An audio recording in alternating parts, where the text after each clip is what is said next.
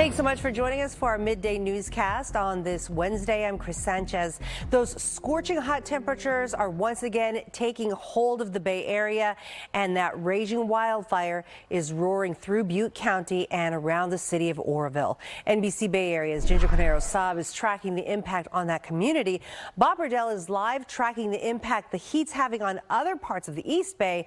But first, we want to get to meteorologist Kari Hall. And Kari, it's expected to be extra hot in spots today, and there's no overnight relief. Yeah, that's been the problem for us, is that the temperatures during the overnight hours have been very mild, and that makes it harder to recover. That as we're battling all of these fires, and they're dealing with some really tough conditions. We talked about the Thompson fire up in Butte County. There's also a fire in that's part of Napa County that we're seeing, as well as Solano County, and then other fires that are nearby. All of this causing smoke, and our air quality outlook is not that great for people who have any kind of health conditions. You want to limit your time outside. We're seeing the worst of that in the East Bay as we deal with this high pressure that causes the air to sink. As it sinks, it warms, and it also doesn't allow for it to really mix out to give us some fresh breezes. So we are looking at a hazy sky across the Bay Area, but our models show that much of the smoke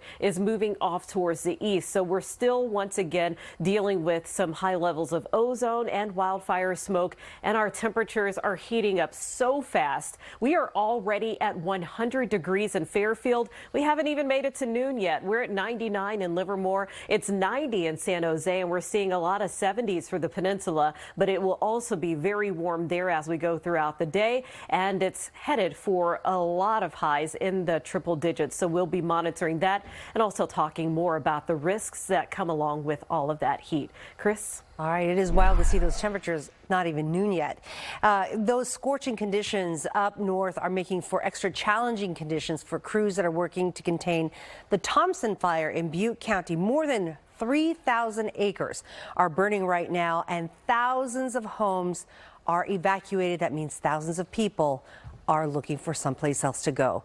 NBC Bay Area's Ginger Conejero Saab is live in San Francisco. And Ginger, you've seen firefighters, not just from San Francisco, but other parts of the Bay Area already helping out on the front lines. That's true, Chris. 18 firefighters from San Francisco Fire Department. The department says it is on standby to send more if need be. But San Jose, Milpitas, and San Mateo are also other departments that have sent firefighters to the front lines of the Thompson fire.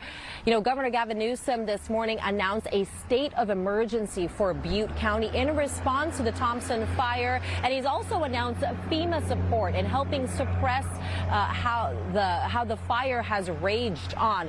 We'll give you some latest numbers on this. Now, you mentioned just a short while ago the fire has now spread to over 3,000 acres. It is still at 0% containment.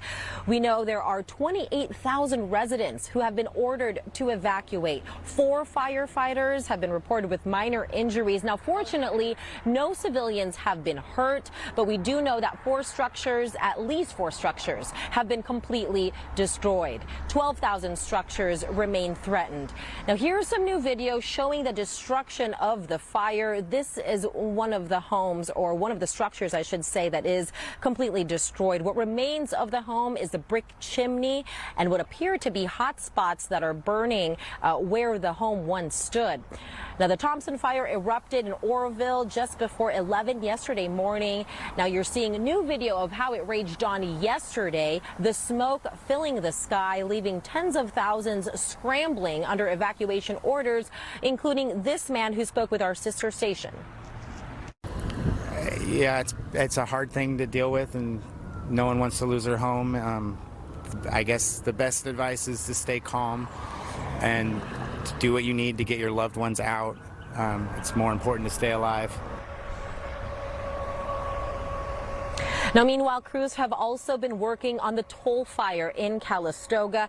That fire is much smaller at about 40 acres. It is 15% contained at this point, and there an evacuation warning remains in effect. So far, no structures are reported destroyed. Cal Fire, however, keeping dozens of firefighters on the perimeter of the fire. There is no word yet on the cause. Now, Chris, I know you mentioned there are tens of thousands of people people who are looking for places to be as this fire rages on. There are evacuation centers set up at Nazarene Church in Oroville, as well as Butte County Fairgrounds over in Gridley.